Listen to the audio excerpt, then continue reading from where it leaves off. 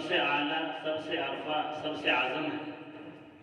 چونکہ نبی کریم صلی اللہ تعالیٰ علیہ وسلم کی مشہور حدیث ہے،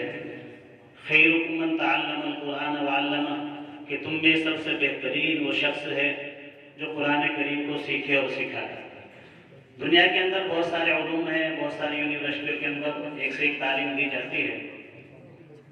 ابھی کچھ دن پہلے ہم ایک یونیورسٹی کے اندر گئے، جدہ کے اندر، تو ہم نے ایک شعبہ دیکھا جس کے اندر شعبہ تجوید قراءت۔ اس کے اندر ہم نے دیکھا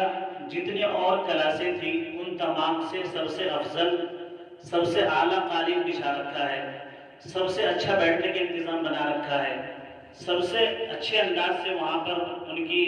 رہائش کا انتظام کر رکھا ہے۔ تو میں نے ان ساتھی سے پوچھا، ہمارے مولانا نوشاد صاحب وہاں پہ پڑھاتے ہیں، تو میں نے ان سے پوچھا کہ کوئی خاص شعبہ ہے جس کے لیے اتنی اچھی قالین اور اتنے اچھے ہو؟ تو انہوں نے بتایا کہ یہ شعبہ تجوید کے طلباء کے لیے ہال ہے جس کے اندر تجوید کی تعلیم دی جاتی ہے، اور چونکہ قرآن کریم کا مقام سب کتابوں سے اعلیٰ و ارفع ہے، اور قرآن کریم پڑھنے اور پڑھانے والے بھی سب سے اعلیٰ و ارفع ہیں، اس لیے ان کے لیے یہاں پر جو نظام بنا گیا ہے وہ سب سے اعلیٰ، سب سے ارفع ہے۔ آپ لوگ جو یہاں سے شعبہ تجوید سے فارغ ہو رہے ہیں، اب آگے چل کے اور لوگ جو فارغ ہوئے اب تک الحمدللہ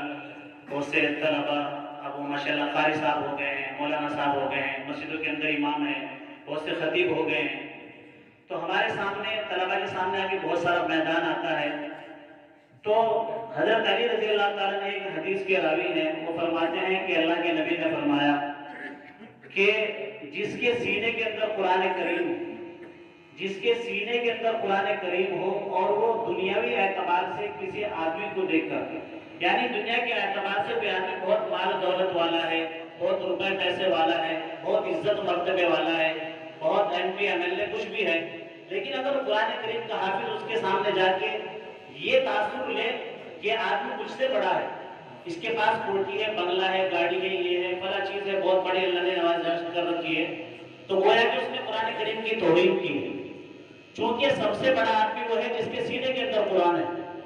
تو ہمارے سامنے ہم قاری بن جائیں، مولوی بن جائیں، حافظ صاحب ہو جائیں، کہیں بھی چلے جائیں، کتنا ہی بڑا دنیا دار آدمی ہمارے سامنے بیٹھا ہو